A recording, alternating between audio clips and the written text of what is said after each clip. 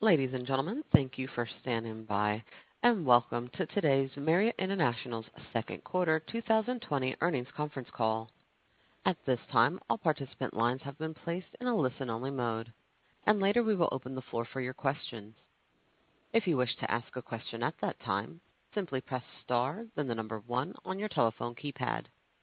If at any point your question has been answered and you wish to remove yourself from the queue, press the pound key.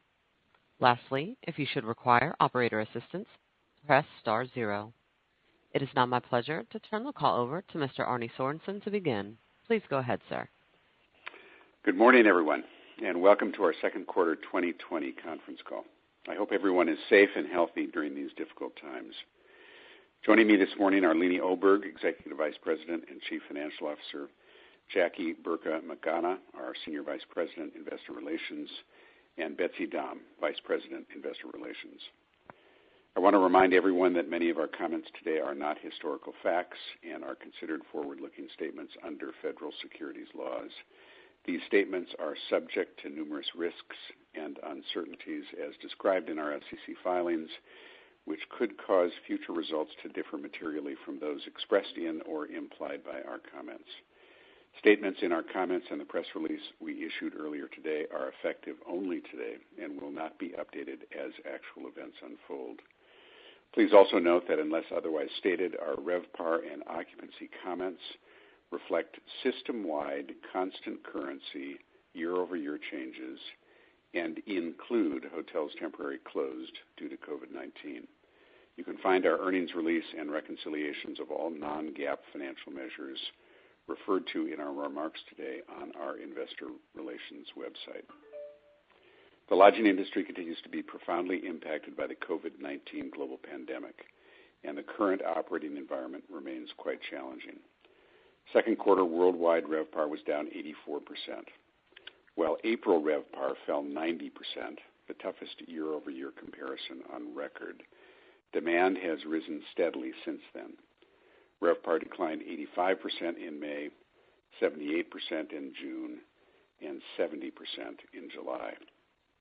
Many of our hotels that were temporarily closed due to COVID-19 have now reopened. Today, 9% of our global properties remain closed, compared to more than 25% in April. Since April, occupancy levels have increased each month in every region around the world, albeit at varying rates. Global occupancy in July hit 31% for all hotels, increasing 19 percentage points from April. And occupancy in July for the hotels that were open for each of the last 4 months reached 39%, growing 23 percentage points over that period.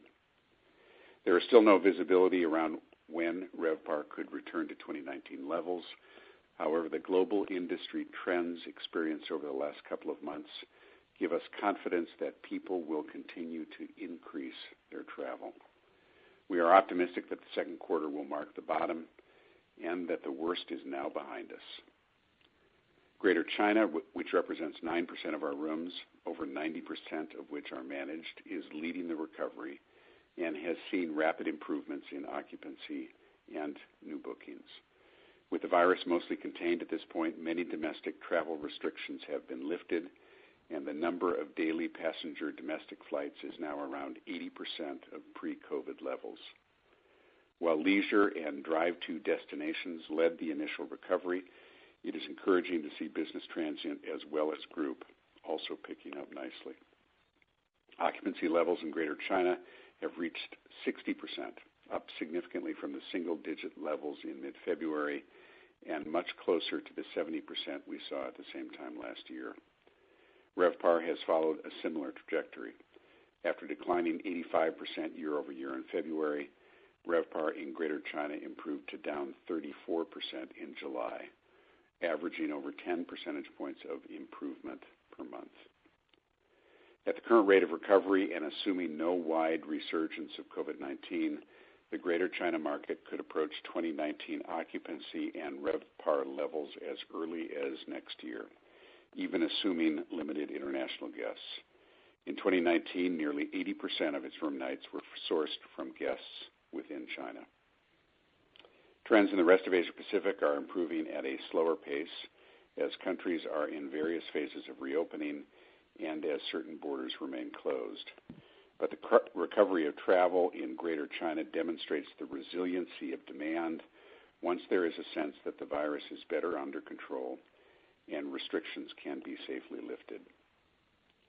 In North America, 96% of our hotels are now open. We are experiencing a steady recovery across all chain scales, although the rate of recovery within markets and by hotel type has varied tremendously. In 2019, domestic travelers accounted for 95% of North American room nights, a benefit in the current environment. Leisure demand has been strong in resort areas as well as in secondary and tertiary drive-to markets.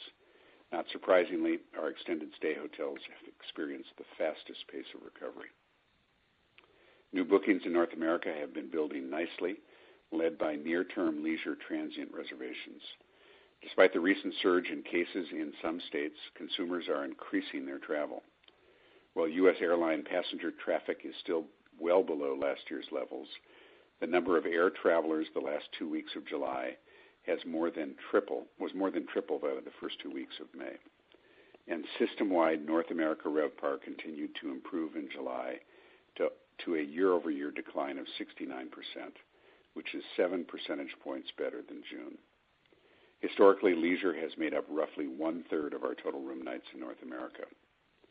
The more interesting part of this statistic is that the monthly variance in that percentage is actually quite small.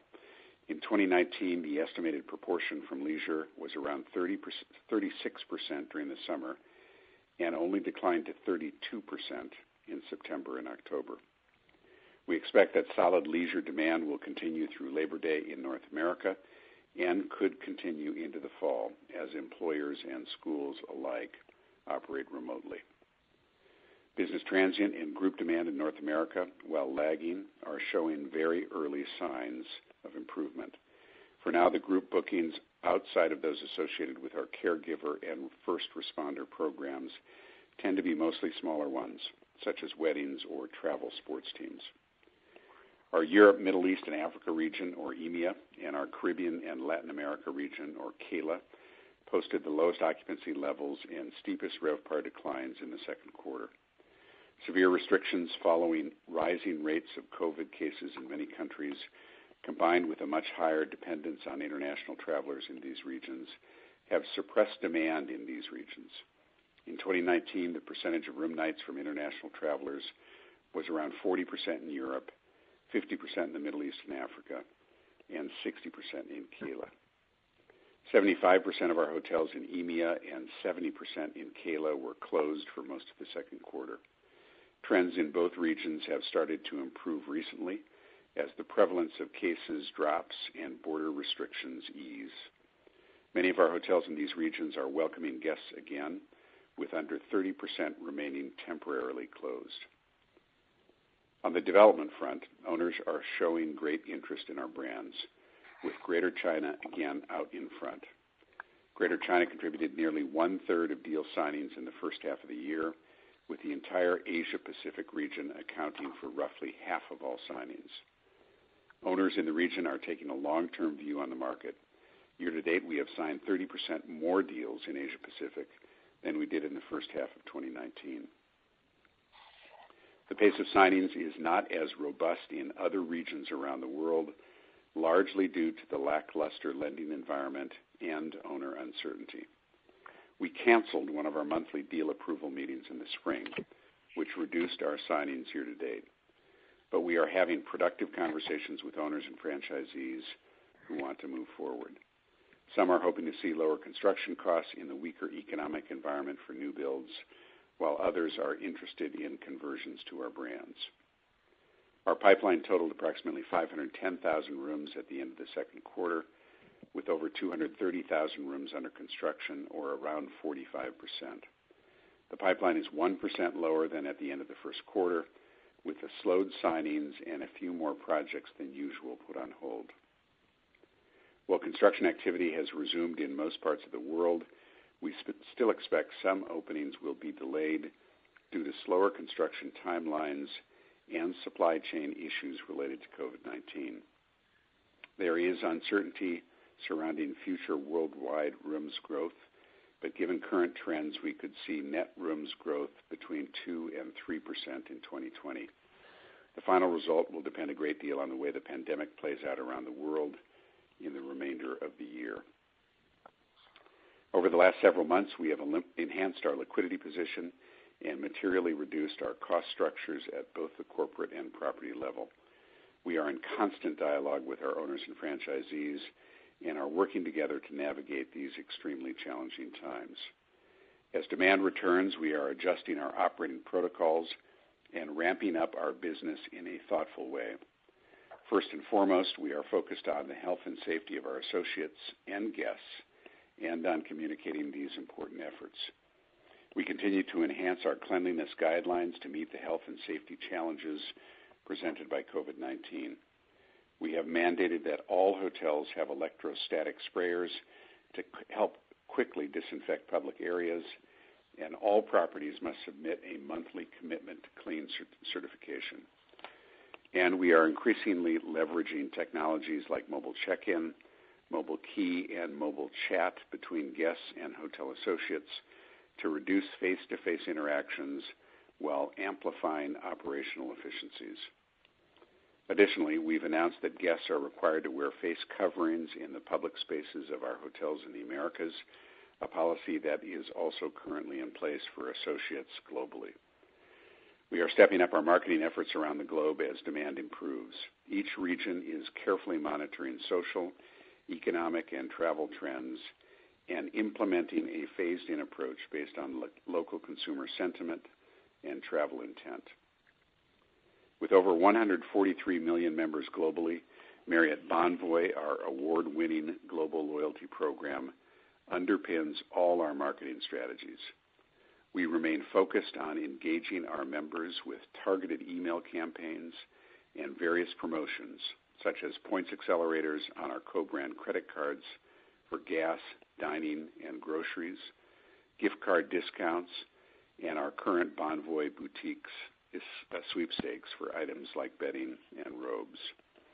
For elite members, we have extended their status through early 2022, and in June credited their accounts with a one-time deposit of Elite Night credits, allowing them to reach the next tier faster.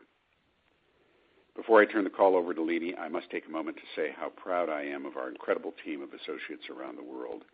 This has been a time of tremendous stress and uncertainty, yet our teams continue to impress and inspire me. I also want to comment on the current social justice movements.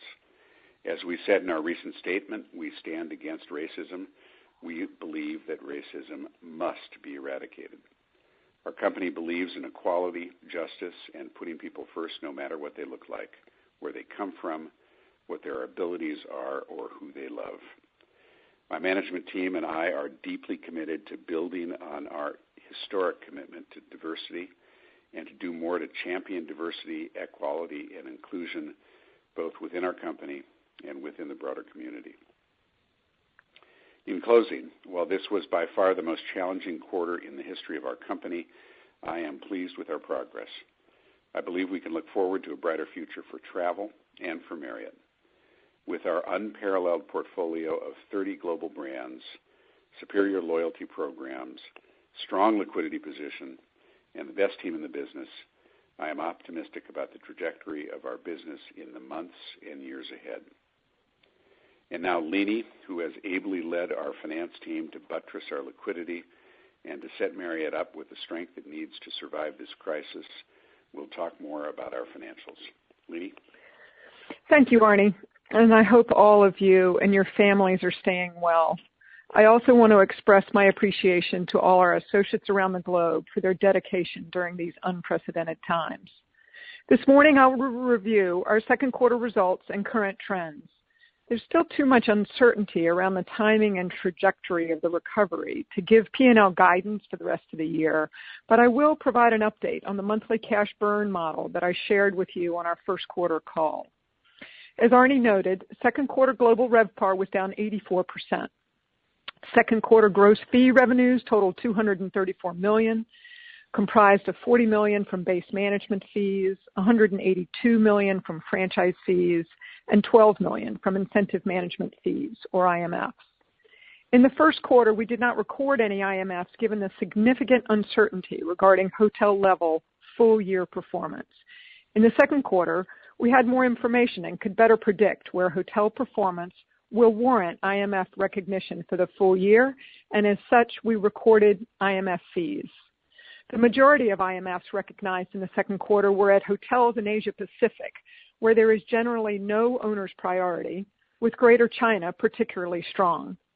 Almost 65% of Greater China's hotels had positive gross operating profit in the second quarter due to increasing demand and our ability to control costs. In 2019, over one-third of our incentive fees were from Asia Pacific. Within franchise fees, unsurprisingly, our non-RevPAR related fees were the most resilient, totaling $107 million in the second quarter, down 27% from a year ago. Credit card fees declined due to lower card spend versus last year, while total fees from timeshare and residential branding were relatively flat. Second quarter G&A improved by 22% year over year and by 35% excluding bad debt. Bad debt expense is primarily based on our estimate of future credit losses and is not a reflection of current cash losses. The significant reduction in net administrative expenses demonstrates the many steps we've had to take to reduce our cost structure to align with the decline in revenues in this low RevPAR environment. These steps have included furloughs, reductions in executive pay, and reduced work weeks throughout the organization. We reported positive adjusted EBITDA of $61 million, which includes $36 million of bad debt expense. We were pleased with our lack of cash burn during the second quarter, especially in light of the 84% decline in RevPAR. The additional monthly fees we earned moving from our 90% RevPAR decline cash burn model to the actual 84% RevPAR decline were better than the $2 million per point per month estimate we gave a quarter ago as a result of incentive management fees and a bit better credit card fees. Favorable timing of investment spending and cash taxes during the quarter was also helpful. Lastly, strong working capital management and loyalty cash inflows contributed to our overall positive cash position.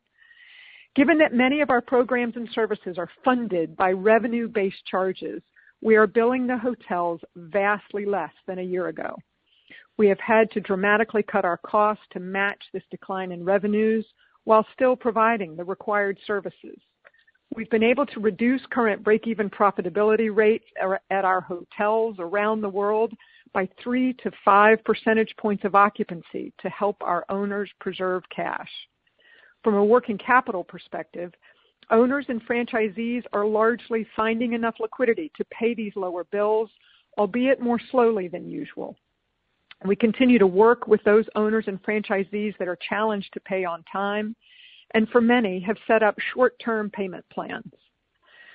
So far this year, we have had only a few hotels go into foreclosure, but our management and related agreements protect us, and historically we have held on to most franchise agreements in that situation as well. The cash burn scenario that I'll outline today is just one scenario and not an estimate of actual results. Please remember that assumptions for certain line items are not paid out evenly throughout the year, so are averages over a number of months this year. Our overall cash flow is comprised of those at the corporate level and those associated with our net cost reimbursements. The model I walked you through a quarter ago assumed a year-over-year global RevPAR decline of 90%, as we experienced in April. It included monthly averages for several categories of spending like taxes and investment spending, and yielded total net cash outflows of around $145 to $150 million per month. We've updated this analysis assuming a worldwide RevPAR decline of 70%, as we experienced in July. The revised model results in monthly cash outflows of about $85 million, a significant improvement of around $65 million a month, 45% better than the prior scenario. Roughly 3/4 of the improvement is at the corporate cash flow level, largely as a result of additional fees due to higher RevPAR. In today's scenario, total monthly fees could be about $110 million per month versus the $60 to $65 million in fees assuming RevPAR down 90%.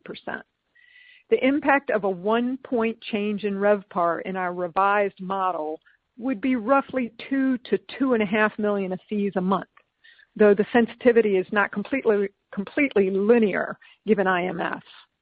Improving RevPAR is likely to coincide with higher credit card fees as well. The monthly cash outflows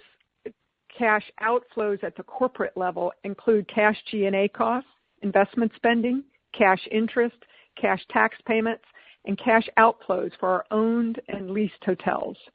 Despite the revised RevPAR assumption, the total outflow from these items has not changed meaningfully from the $155 million we described a quarter ago, although there are some key timing differences to point out.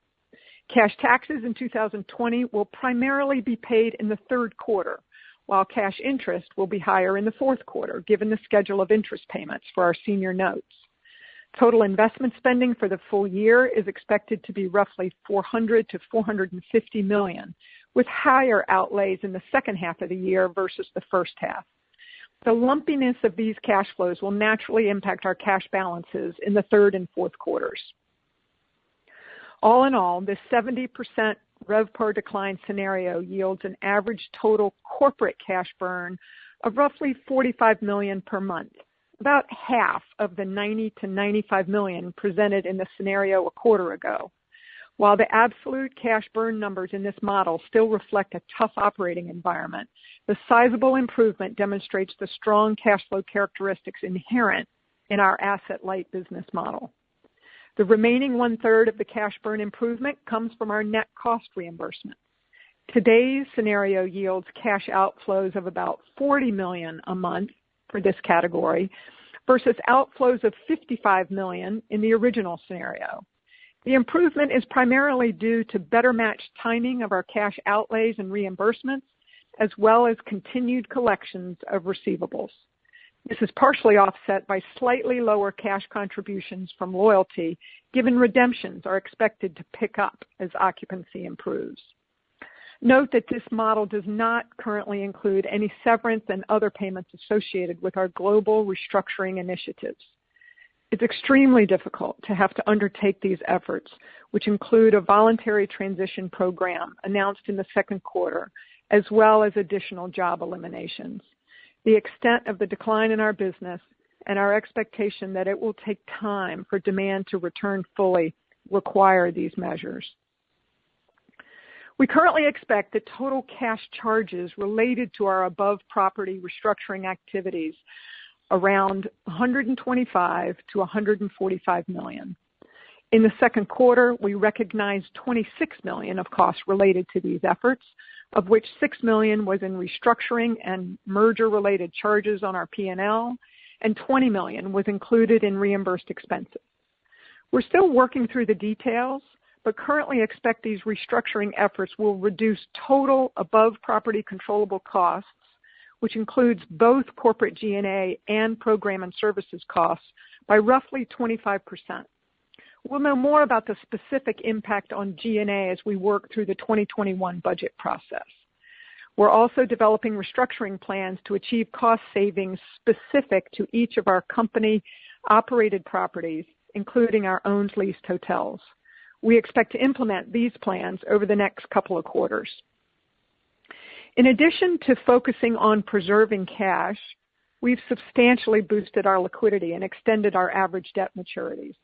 During the quarter, we raised $2.6 billion of long-term debt and $920 million of cash through amendments to our credit card deals. As part of our liability management, the $1 billion raised in June was largely used to tender and retire a portion of our near-term debt maturities. At quarter end, our cash and cash equivalents on hand was around $2.3 billion. Adding that cash to the undrawn capacity of our revolver of approximately $2.9 billion and deducting around $800 million of commercial paper outstanding, Our net liquidity was approximately $4.4 billion at the end of the second quarter. We believe our strong liquidity position, cash flow from operations, and access to capital markets comfortably position us to meet our short and long-term obligations. While there is still a lot of uncertainty and there are many factors impacting our business outside of our control, we are very pleased with the progress we have made in the areas we can control.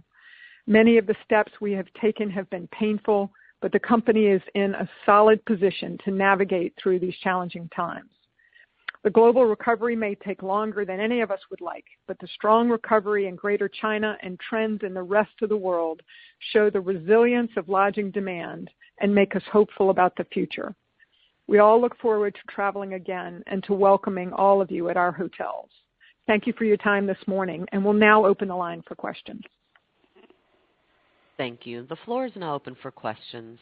As a reminder, to ask a question, simply press star 1 on your telephone keypad. If your question was answered and you wish to remove yourself from the queue, press the pound key. Our first question comes from the line of Joe Greff of J.P. Morgan. Good morning, everybody. Nice to hear your voices. Hello. And thank you for all the information. Likewise. Arne, I found fascinating your comments about the new signings in Greater China. Can you talk about what's driving that, and can you talk about maybe the construction cost environment there, and the new signings? How do they compare versus a year ago in that geography? Yeah. So the statistic on the last part of that question we put in the prepared remarks. So our signings are up over last year about 30%.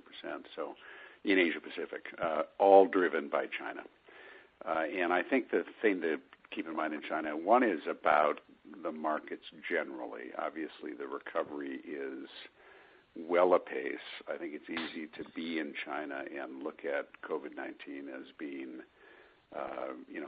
not a thing of history quite yet, because that probably won't happen until we get a vaccine. And obviously, there are events that come up, most recently in Beijing, where there need to be some reassertion of restrictions, but those actions get done quickly, and by and large, the Chinese are back to traveling again. And so I think you've got much greater confidence about the future in the markets generally. And I think, secondly, the Marriott has done extraordinarily well in China with the combination with Starwood that we did a few years ago. I think our position in the luxury and upper upscale space, if you use the nomenclature from the United States, is very, very strong with dominant RevPAR index position. And I think we end up with a tremendous share of the new development in those segments, as well as increasing growth, of course, in the moderate tier with Courtyard, Fairfield, and the like, which is moving sort of. And I think in a way you can contrast that with the United States. You could see our total pipeline is down 1%, and I think if you look at the U.S. and Europe by comparison, we're just much earlier in reacting to COVID-19. And I think given the uncertainty about what the path is out of this, I think people are confident it will get behind us ultimately and we'll get back to a different place. But how long it takes, how the lenders respond, what happens with the supply chain, all of those questions are still very much unanswered, I think, in the United States. And can you talk about within the pipeline? Obviously, it was down a little bit sequentially, and China obviously added on a gross rooms basis. How much did you revisit and just come to the conclusion that the likelihood is less today than a few months ago or 6 months ago? Or do you think those discussions accelerate from here? How do you view that? Well, I think a couple of things to keep in mind here. One is that by and large, just as it's too early to answer questions about exactly what the shape of the recovery looks like in the United States, it's too early to kill projects in the United States. So what we are not seeing on the bright side, folks say we've abandoned this project and decided not to do it. I think on the other hand, if you're not financed, if you don't have your debt financing, or if you don't have all your equity raised for a project, even if you've been working on it for a number of quarters or maybe a year or two, you're probably not able to complete those financing challenges as well as you would have been before COVID-19, to state the obvious. And even if the financing is done, if construction hasn't already started, it might be that you're sitting there saying, well, let's watch it here now that over the next number of months and see what happens. We have told you before that in April, I think, we canceled our hotel development committee meetings and process in the United States. It seemed to be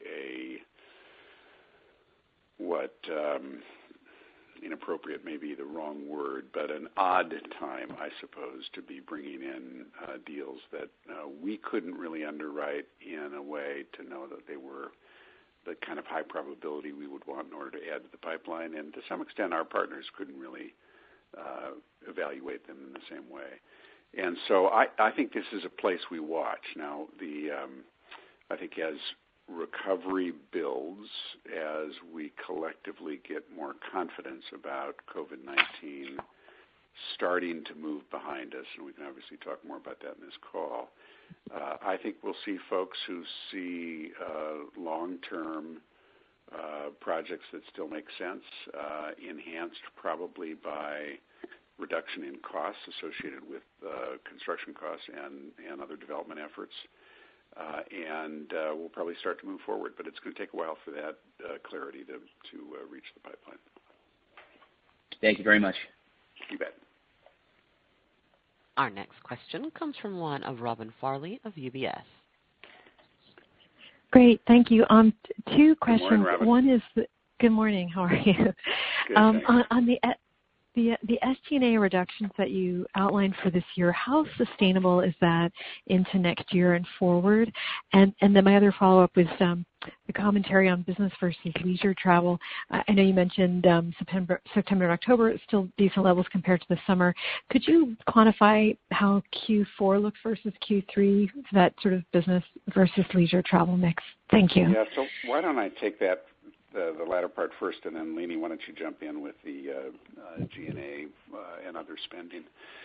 We were curious to go back and take a look at leisure in the fall versus in the summer, because I think a lot of us have a little more caution around the corporate traveler than we do around the leisure traveler based on the first few months of recovery here.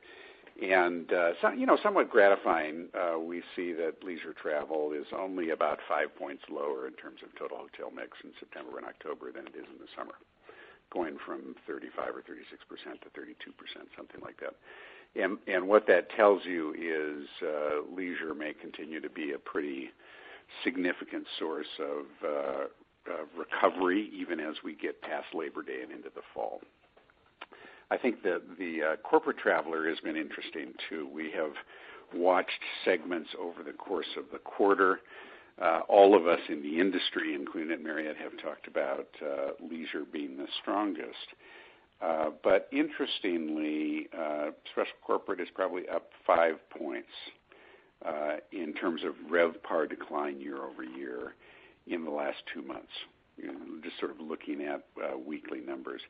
Our guess is that is driven by business travel in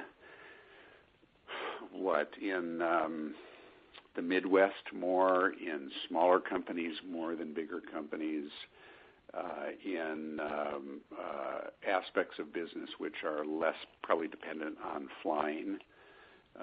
There is still frustration to me that when we too often see big companies, they're making decisions about keeping offices closed for as much as the next year.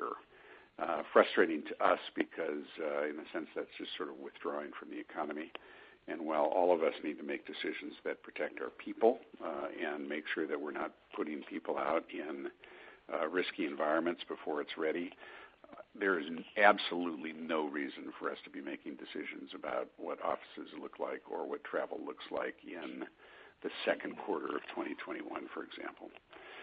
In any event, I think the way of putting this is that so far in the recovery, every segment has gotten better every month, albeit with leisure and drive to being the strongest. We see government business up modestly. We see special corporate business up modestly. We basically see that folks are increasingly willing to step out and travel a bit more. So with that, Leanie, maybe you want to take the G&A question.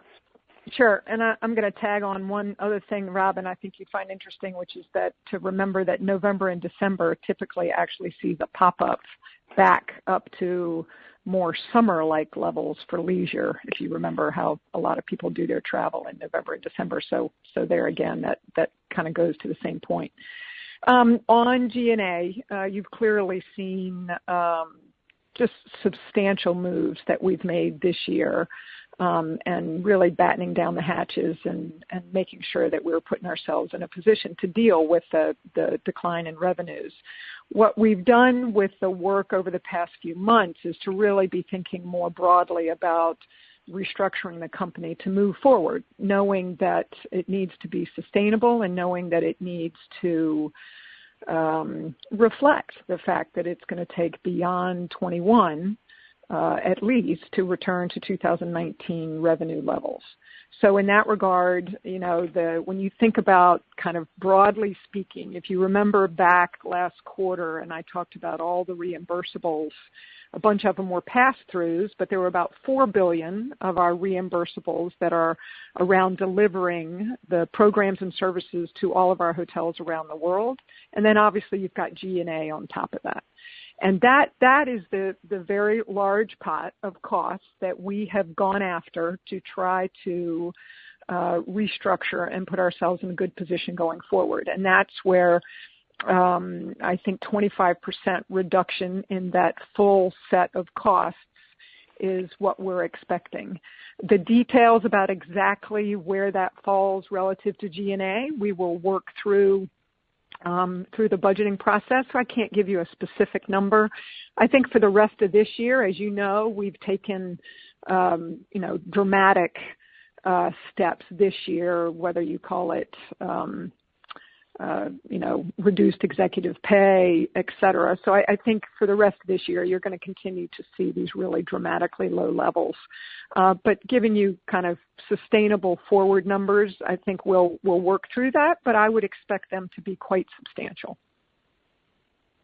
Okay, great. Thank you both for the color. Thanks.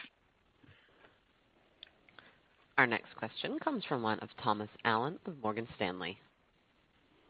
Thank you. Good morning. Good morning. Arne, about Morning. 3 weeks ago, you were quoted in the press as saying you were less optimistic than 30 days prior.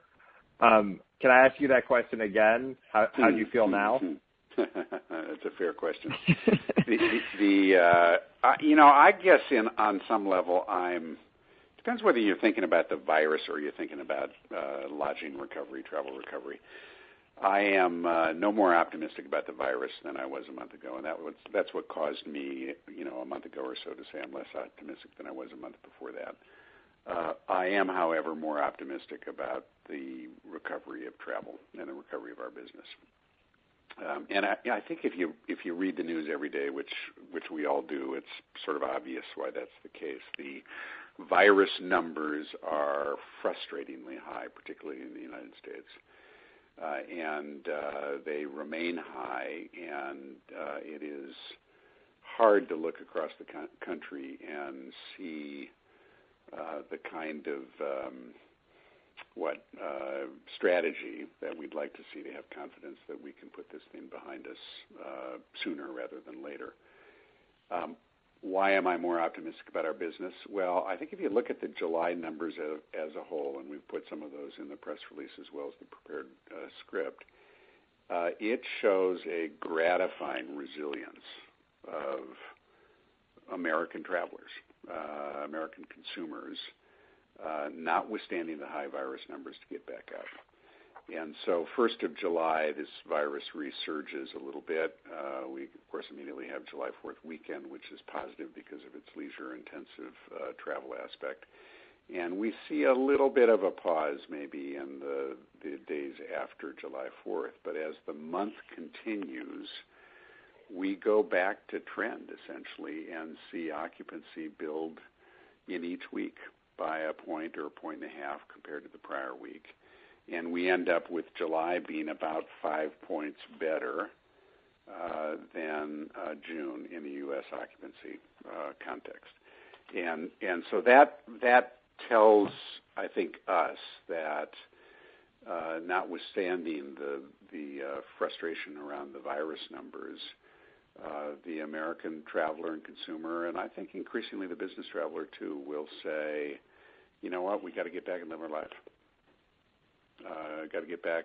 I'd like to get back to work. I maybe can't get back to the office, depending on where I go to the office. Many of you are in New York, which of course has got its own unique set of skills. And I just remind all of you, don't assume the United States as a whole has got the same dynamic working as New York does. New York is less dependent on people driving to work. It is much more concentrated in terms of elevator traffic and the like. It's obviously had high virus numbers, particularly early in the crisis. You get to much of the rest of the country and people still commute to work by car. They tend to work in smaller buildings with less challenge in terms of being able to be there safely. And I think they're more inclined to be stepping back to work and stepping back towards normal life. So that's what makes me more optimistic than I was a month ago. And just as a follow-up, are you more optimistic around your net unit growth as you were a quarter ago? Oh, about the same, I think. I think it is highly likely that we will see a bunch of these new projects take longer to get to opening than we thought before COVID-19.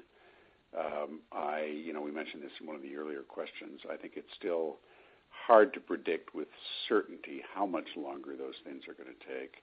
But I think we'd be foolish to think that these projects are going to open as quickly as they would have before. We will have some increasing opportunities to offset that in the conversion space. And we've got conversations that are up in the conversion space. I would say there, too, it's a little early for conversions to actually start moving. When you look at prior economic cycles, conversion volume tends to step up in weaker environments, but it tends to step up with transactions stepping up. And by and large, while there are an increasing number of hotels that are out there under some pressure, we haven't seen many transactions take place yet. And I think as we do, we'll see our conversion ads step up as well.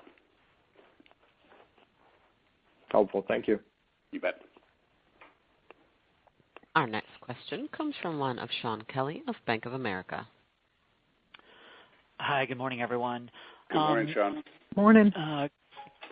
Was just wondering, Arne, maybe to stick with a little bit of the same theme. In the prepared remarks, you mentioned, just in general, the business traveler, outlook maybe being a little bit more positive. I think you said for both business travel and group.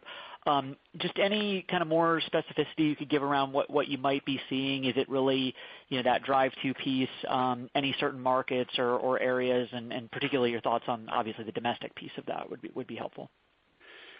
Yeah, so looking at the U.S. for a second, and let's make sure we don't oversell this. I want to make sure I get my data. So I mentioned that special corporate is up 5 points in the last 8 weeks. But when you look at RevPAR for special corporate, it's gone from minus 85% 8 weeks ago to minus 79 last week.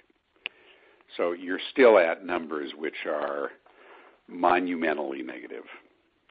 And by comparison, if you look at retail, for example, which is, where a lot of leisure is going to land, some corporate will land there too. It's obviously the sort of rack rate business. We've seen a 15-point improvement compared to that 5-point improvement in special corporate. And the RevPAR associated with it is down 57 compared to the down 79 for special corporate. So there is improvement, to be sure, and it's measurable essentially week by week, and we would expect it to continue.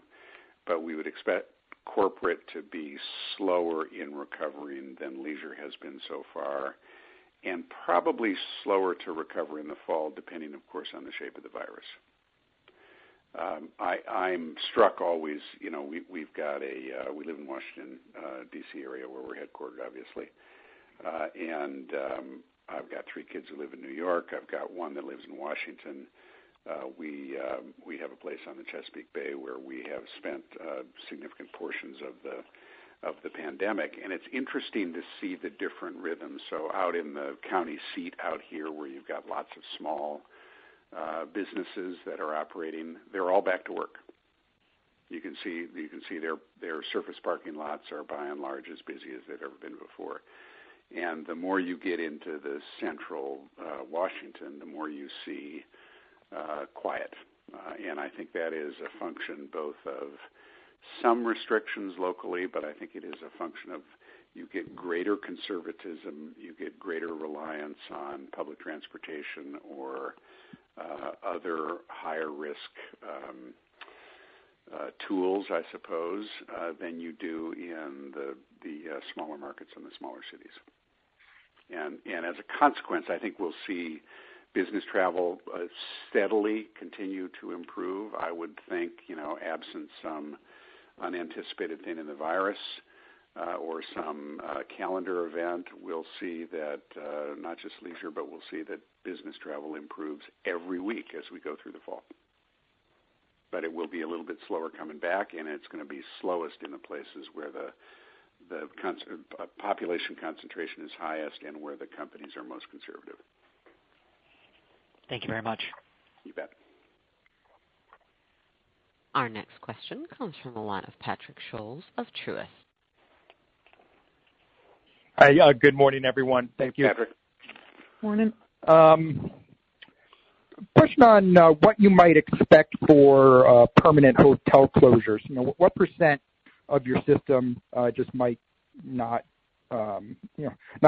be around in a year or two? And then a follow-up on that is, we noticed the Edition Times Square closed, really quickly once COVID hit. I wonder what was, why so quick for that one? Thank you. Lena, you want to take that? Yeah, I'll start, and then Arne, feel free to jump in. So, obviously this is all going to take some time. I think what you are seeing so far, quite frankly, is our deletions are below average. If you look at where we were in the second quarter and the first quarter, it's below kind of even the 1 to 1.5% that we guided in normal times.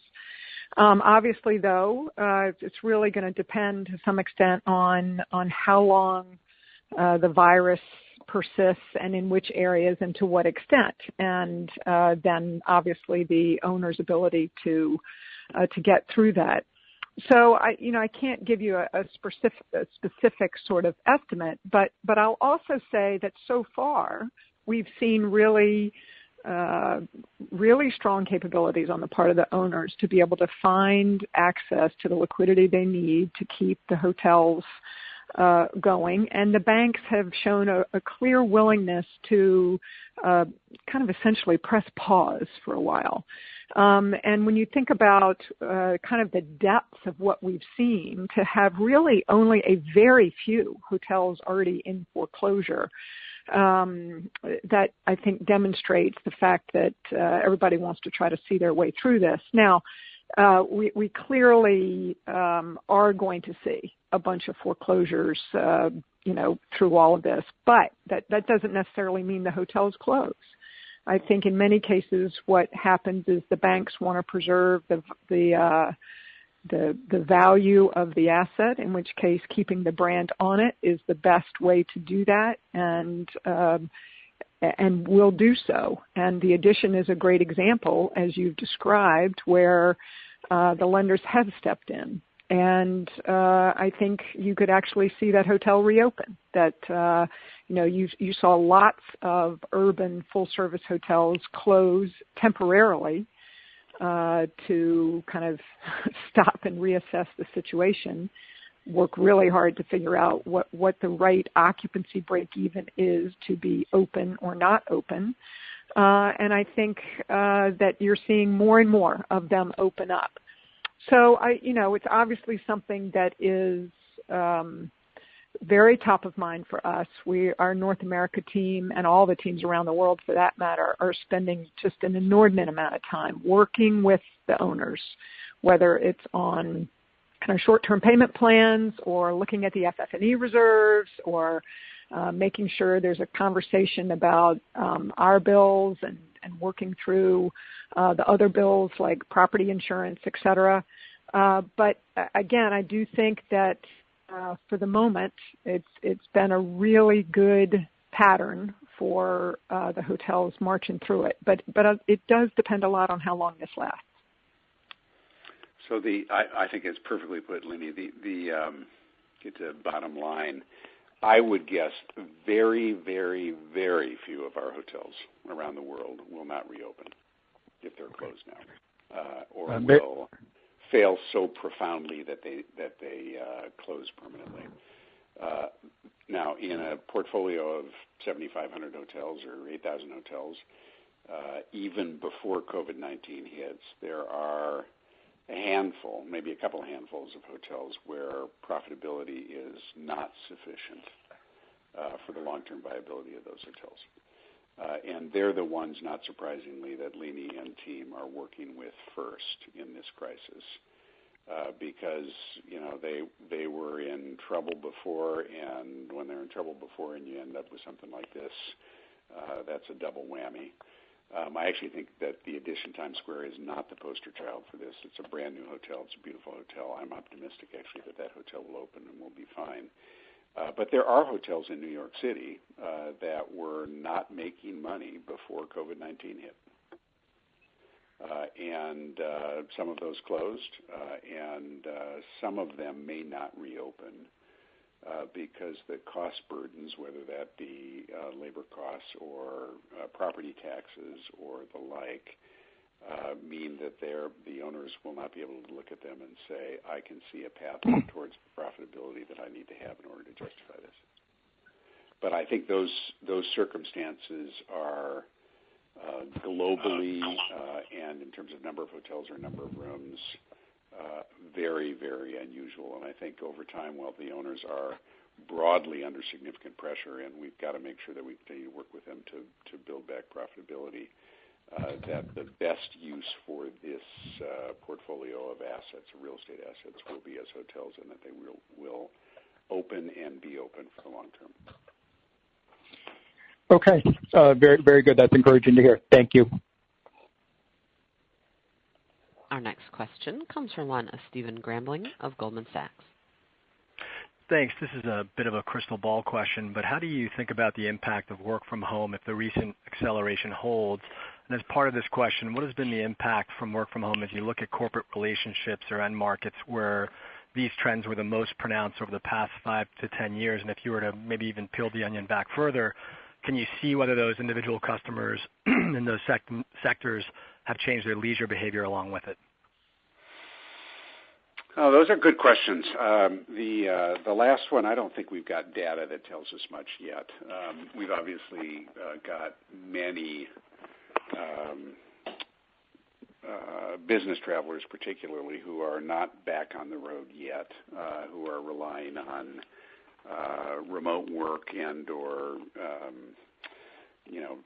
technology tools in order to continue to work from home and to avoid travel. I think the statements that you hear from folks frequently that we'll never go back to the office or we'll never go back to travel, I would take with a huge grain of salt. We've heard similar comments in each of the last 3 crises that we've been through, starting in the early 90s. Obviously, the technology has gotten better and better.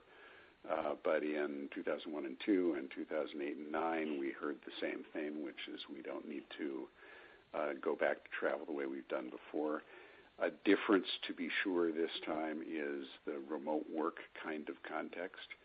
But you've all got a perspective about this, and I think what we've heard over the last month or so particularly is an increasing level of frustration about remote work.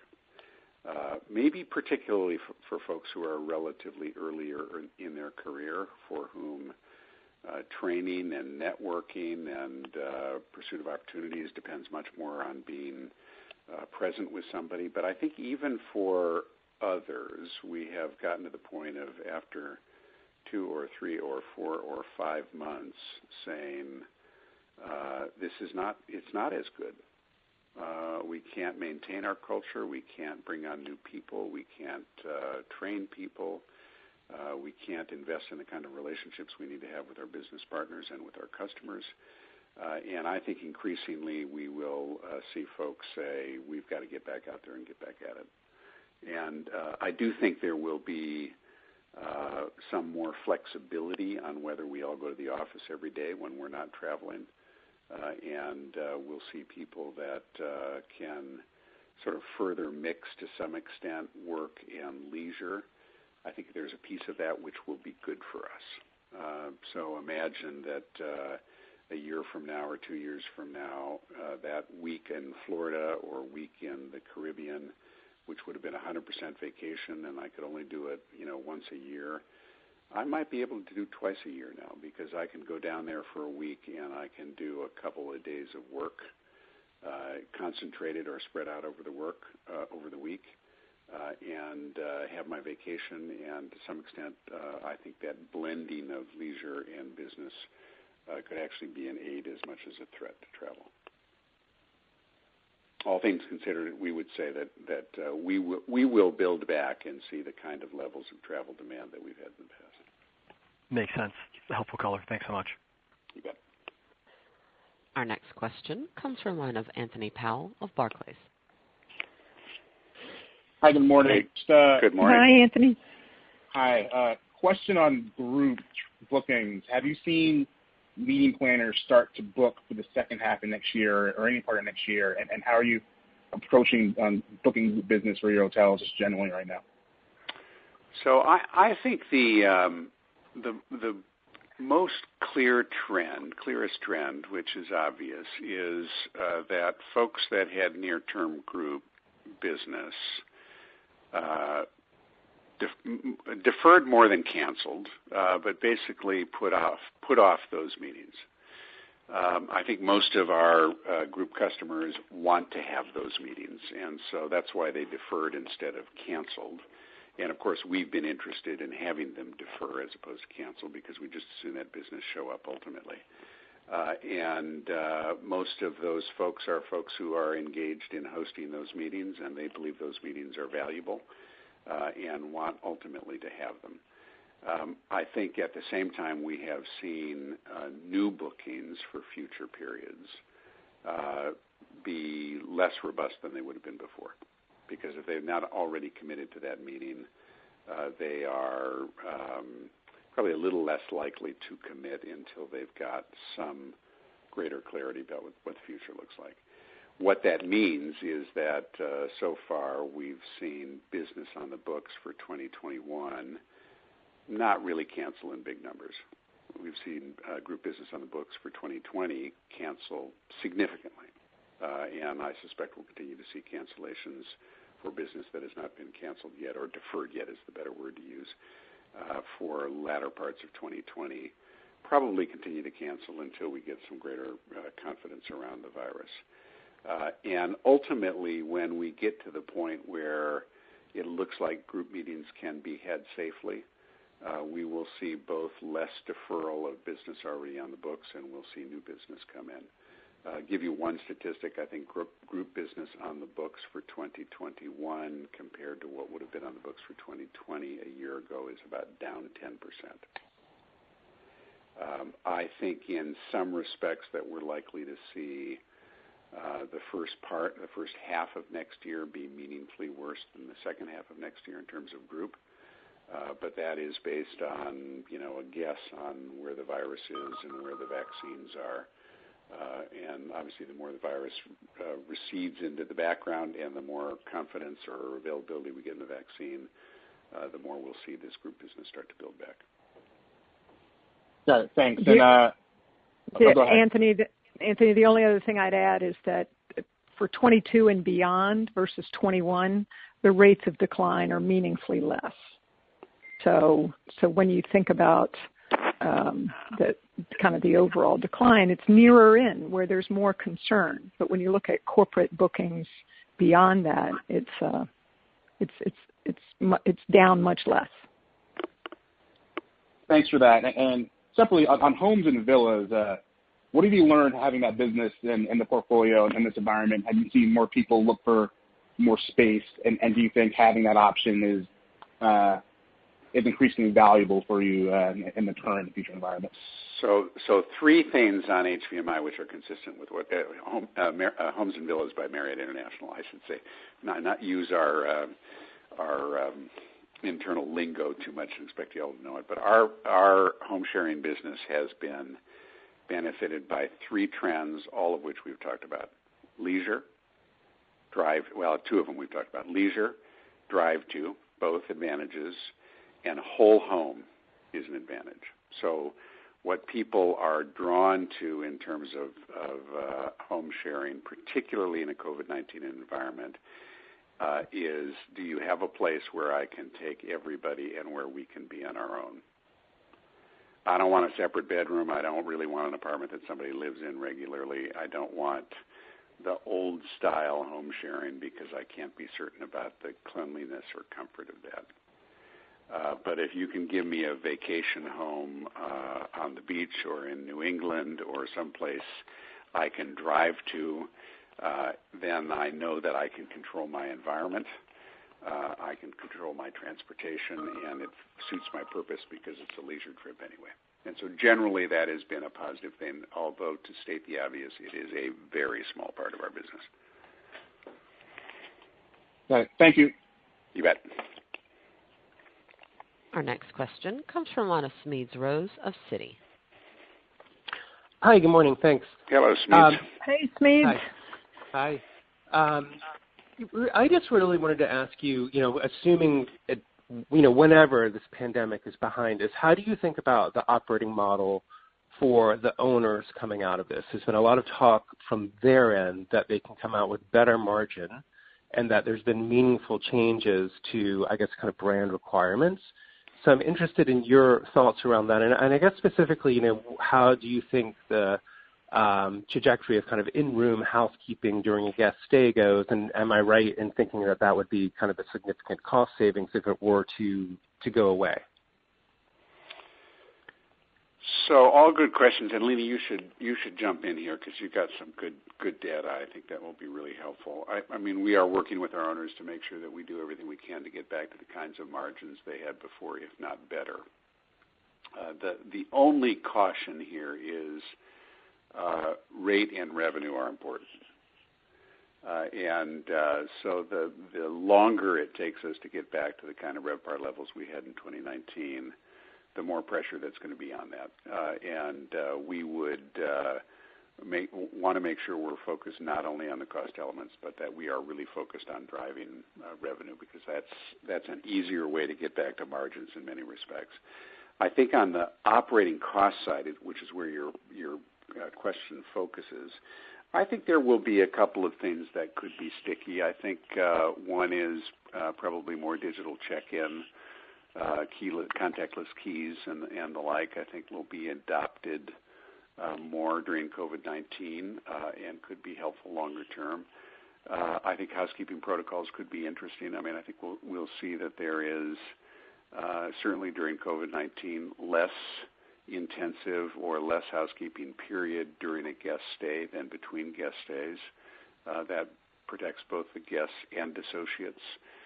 We have frustratingly seen a couple of cities move in the opposite direction, certainly at the behest of unions to try and bring jobs back, but essentially to say that notwithstanding COVID-19, every room should be cleaned every day, and that should be done as a matter of municipal policy requirement. And in many respects, the consequences of that, I think, is we'll see hotels that reopen slower in those markets, and we'll see the jobs, as a consequence, come back slower and at lower numbers than would have been the case without that.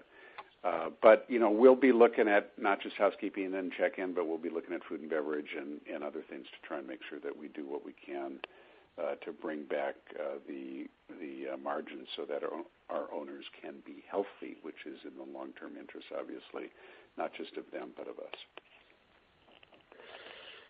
Yeah, the only thing I'd add, Smedes, is, I think a lot of the work right now that we're doing will help very much in the longer run.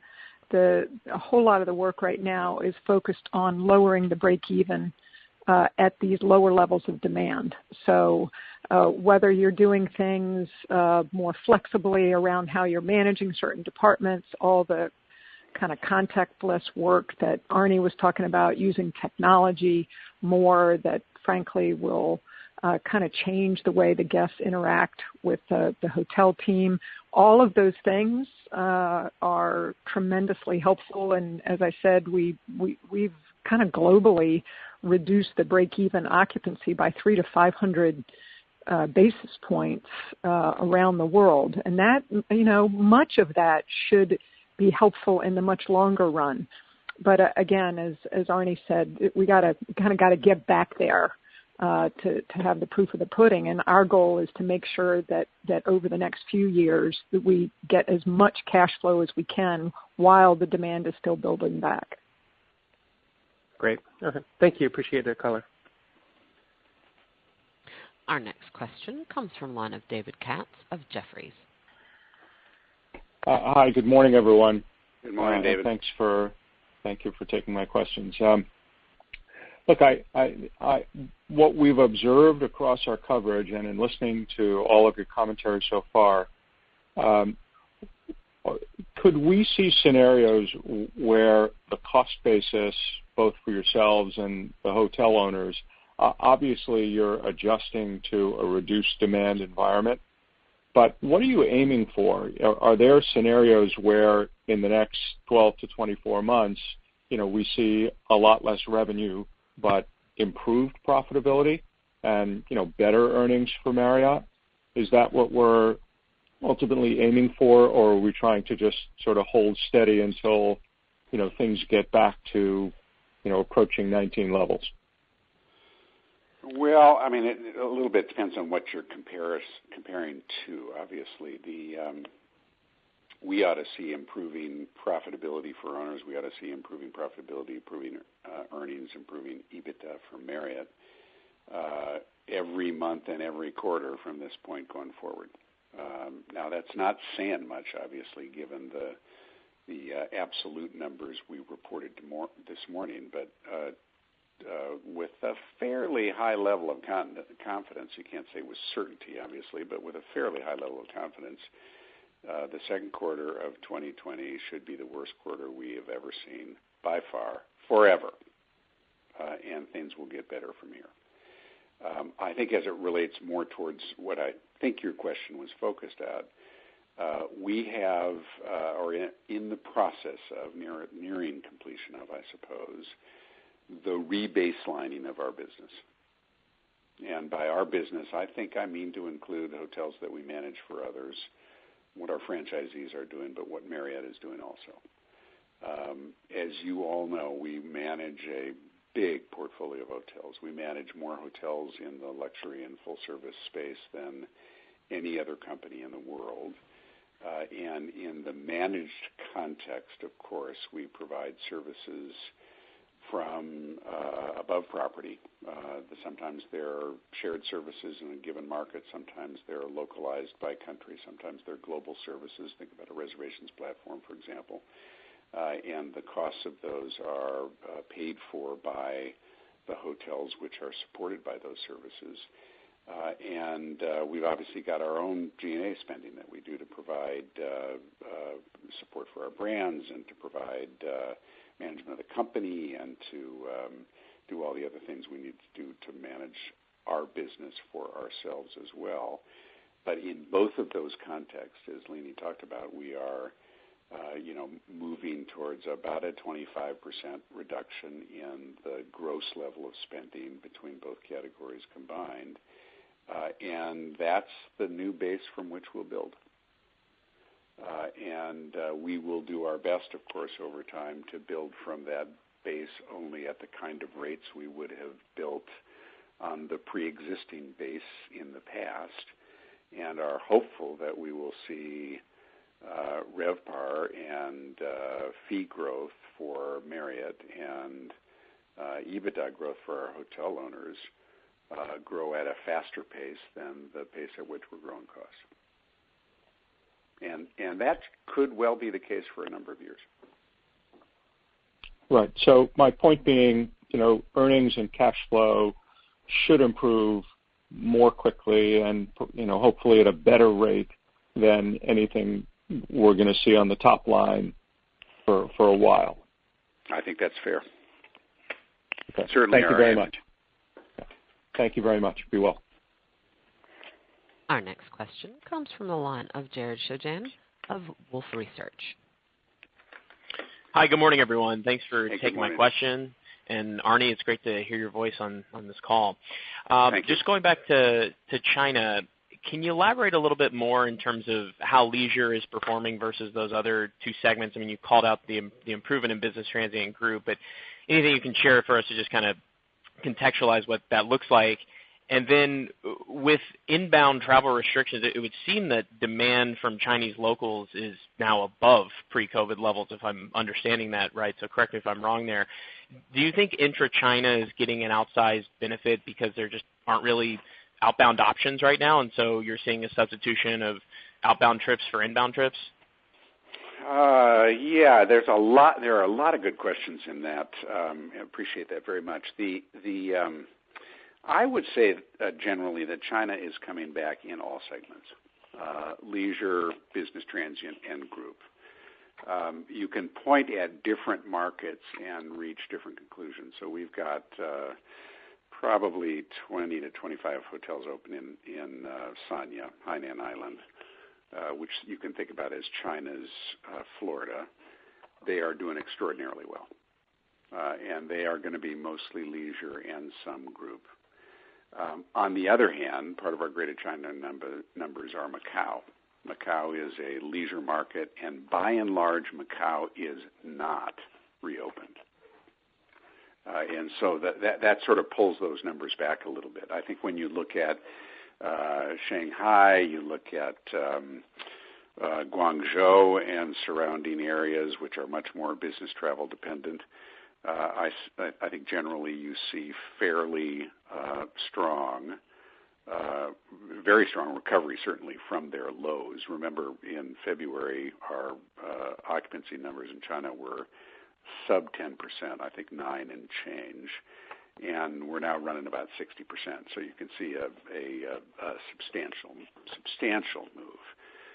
And I mentioned the Beijing context. In Beijing, I think they had a couple of dozen cases, and they ended up testing 1 million people for COVID-19 in 30 days or something like that, and managed to get sort of COVID back under control. The only other thing I think we could say about China, and this is maybe odd given the kind of political dialogue that is taking place or political events that are taking place, maybe not that much dialogue, is that China and the U.S. are quite similar in the travel sense. Demand is overwhelmingly domestic. U.S. 95% domestic. China, we have the number of 80% being domestic, but I actually think the number is probably higher than that.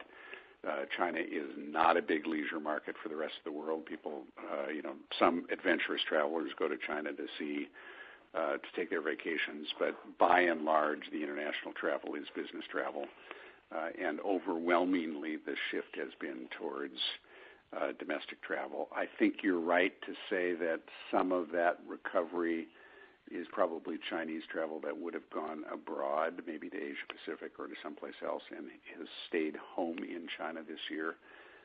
We're certainly seeing the same dynamic in the United States. Nobody's going to Europe, and they're more likely to take their vacations here. Okay. Thank you very much. You bet. Our next question comes from Lana West Galladay of RBC Capital Markets. Hey, good morning, everyone. My question actually is just a follow-up. Just a quick question on the follow-up to your answer to the last question. Can you give us a sense on, trying to gauge how the U.S. could follow Greater China in a recovery? You kind of highlighted both being more of a domestic market, but can you potentially talk about the biggest variances you see in those markets? For example, is the U.S. more dependent on large group compression nights and maybe will lag a little bit longer? Yeah, that's a good question. I think generally what we see in China bodes well for what we should expect in the United States. And there are differences, obviously, but the domestic predominance is similar. So there's really not that much dependence on long-haul air travel, for example. Probably not that much difference on regional air travel. Obviously, China's got a big aviation business, and those planes are back flying, and they're back flying at bigger numbers than they are in the U.S. But remember, China is 2 or 3 months ahead of the U.S. in the COVID-19 recovery. I think the resilience of the American consumer is second to none, and I think we see that already, and that sort of is what causes us to be a little bit more optimistic today than 3 or 4 weeks ago in terms of the way the business may recover in the United States. I think all of that is either similar or maybe even better. I think the negative is we do have more group business in the United States than we do in China. We as an industry and we as Marriott both. We are, whether that be association business or corporate business, the meetings side has been a more established part of business for many, many years. But at the same time, I think there are other compensating factors. I think that we spend more money on leisure travel in the U.S. than China does. I'm guessing there a little bit. Net, I would think the recoveries generally ought to look about the same, subject to the recovery of society from COVID-19 and subject to the strength of the economy generally. Great. Okay, the only other... You should ask yourself the last 2 questions, which is how does GDP look in the U.S. compared to China when we get through COVID-19, and how does the COVID recovery curve look like in the United States compared to China? Sorry, Leeny, you were going to jump in. Yeah, I should say that the only other difference is when you just look at the fundamental portfolio differences, and that is that there is broader and deeper limited service presence of our portfolio in the U.S. than there is in China, which probably at the margin is more skewed towards full service and maybe a bit overall urban. So I think there you're clearly seeing in our limited service portfolio, you're seeing in the tertiary markets, you're seeing this demand come back. So that's the other difference that actually accentuates the positives of North America. Great. Thank you both. You bet. Our next question comes from the line of Bill Crow of Raymond James. Hey, good morning. Arne, you sound well. I hope you are. Hope you're feeling well. Thank you. I'm feeling great. Thank you. Appreciate that. I hope you too. A two-parter on unit growth. The first question is, I get the 2 to 3% growth this year, and maybe I missed it, but did you talk about how that might bounce back in 2021 and 2022 if these are really just kind of delays in the construction process? Yeah. I guess the short answer is no. I mean, I think we will see these projects overwhelmingly become reality. Is our guess. I mean, certainly when you look at 2008 and 2009, when you look at 2001 or 2, even projects that we thought were dead often came back. And of course, most we never thought of as being dead. We thought of as being slowed because of financing or construction. While the depth of RevPAR decline is more significant this time, it is particularly tied to one reason. That reason will ultimately get behind us, and I would guess that overwhelmingly these projects move forward again. Whether they move forward to see a bounce back in 2021 or whether it takes us a little bit longer than that, that's the question that's hard to answer. Okay. And I think that's going to depend on COVID-19, and I think it's going to depend on the financial markets. The second part of the question might have something to do with that as well, which is how many requests are you getting for key money, and do you think that the conversion activity that you and Hilton and other peers keep talking about is going to be largely driven by key money that's offered to the owners? We are, and Lenny, you should jump in on this, but I think we are generally in part to manage our own liquidity and financial resources. We're probably putting less key money in than we've done in the past years for the projects that we are signing today. I think when we get to the conversion market, in some respects, and maybe this is a little bit of wishful thinking, but in some respects, the relative value that is achieved by joining a portfolio like ours in a weaker market is more obvious, and therefore the need for key money is less powerful than it would be in a stronger environment where everybody's performing fine. Now, whether we can turn that into actual terms of deals that are signed obviously depends on our deal makers and the way they negotiate those deals. Lenny, you want to add anything to that? Yeah, the only thing I'd say is that the biggest, I think, question mark still for the moment is around the lenders. And while certainly on key money it can be a competitive perspective, it is making sure you've got lenders on board to fill the biggest part of your capital stack. And that, in many cases, really depends on the strength of the brand, the strength of the cash flow that's going to be delivered to the hotel, which I think does lead us back to brands like ours. And while, sure, key money's always competitive, but I don't think on the conversion side that's going to be kind of the one sole element that then makes it or breaks it. I think it has so much to do with the asset value because these are long-term assets. So key money will always be an important part of the discussion, but I don't think on kind of that element in and of itself is really that different from other times.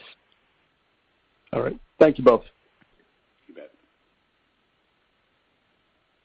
Our next question comes from one of Chad Beynon of Macquarie. Hi, good morning. Thanks for taking my question.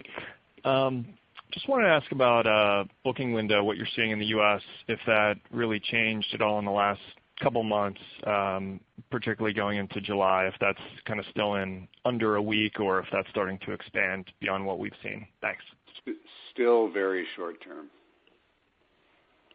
Okay, great. And it shouldn't surprise you because although the occupancy numbers have improved, we've still got pretty general availability across the portfolio.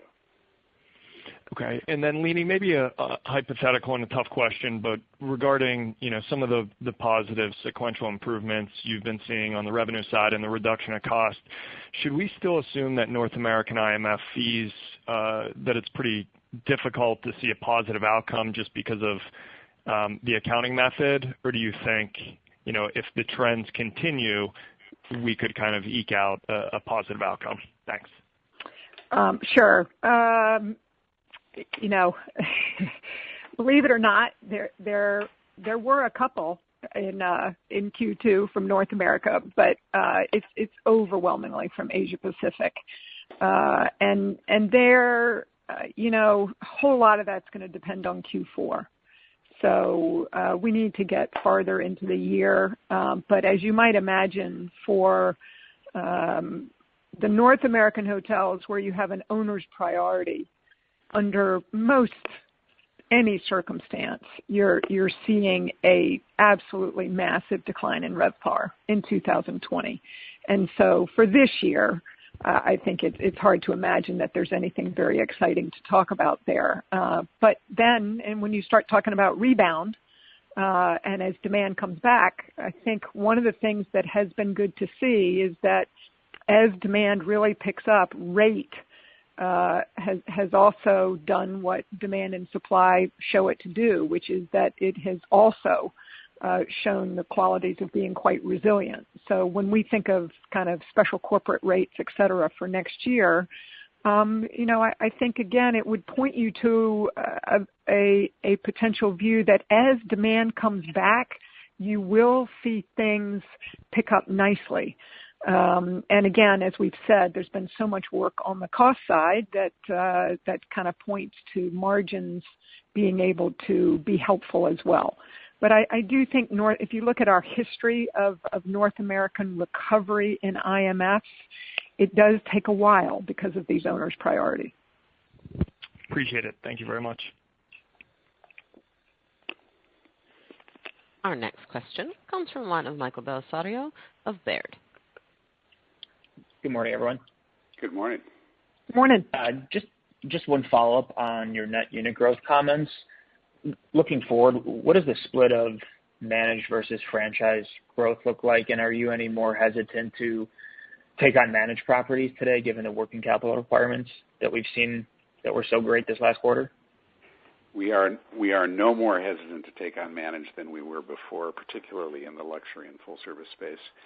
But I think the question really has to be assessed from a global perspective, and I think given the relatively greater strength of Asia Pacific in our year-to-date adds to the pipeline, if anything, we might skew just a tad more managed than franchise. But if you look at it like to like, our new unit growth in the United States is going to tend to be select service, which is going to tend to be overwhelmingly franchise, and obviously those numbers are down. Thank you. Our next question comes from the line of Rich Hightower of Evercore. Hey, good morning, everybody. Thanks for squeezing me in here. Yep. Good to hear from you. I wanted to follow up on another twist on the China versus North America question. And Leeny, I think you may have answered part of this to an earlier question. But, in the prepared comments, Arne, you said that both occupancy and RevPAR levels in China might come back to 2019, sometime next year. How much? So there's a pricing component to that. So how much of the fact that you're talking about lower absolute ADRs, translated into dollars in China contributes to that, and how do we sort of think about that versus the recovery in rates in North America, let's say? You're going to test, maybe Leeny, you can do this, but you're testing my knowledge here. I think it's relatively easy to see RevPAR getting back to 2019 levels in 2021 in China, just based on the strength of the recovery so far. I can't tell you the split between ADR and occupancy. Okay. Yeah, I think occupancy is obviously typically, that's the first driver, and that is the one that you can see so quickly get the pricing back, right? When you have super high demand over a weekend or over a holiday or doing a Tuesday through Thursday in a certain urban market, then all of a sudden that compression happens very nicely and you quickly see the rate pop. When we look at how our Chinese hotels are performing relative to the market, I think we all know that the classic RevPAR index things are not great, kind of perfect analyses, given you got a bunch of other hotels closed. But we have seen that our hotels have performed dramatically better than the industry. So I think, again, when you see demand for the brand and demand come back, that then rate can pick up pretty quickly. I think in North America, it's going to depend more on the segments, right? It's going to depend more on the shifts between retail, special corporate, leisure, and group, because they all have some variances there on the ADR front. So if you had a fundamental shift on the percentages of group versus retail, for example, you might see a difference in rate. But again, we would expect, as you see the occupancy pick up quickly, to see the rate move fairly quickly. There aren't kind of institutional reasons why the rate is going to behave super differently. Okay, that's helpful, guys. Thank you. You bet. And ladies and gentlemen, we have reached the allotted time for questions. I will now turn the floor back over to Arne Sorenson for any additional or closing remarks.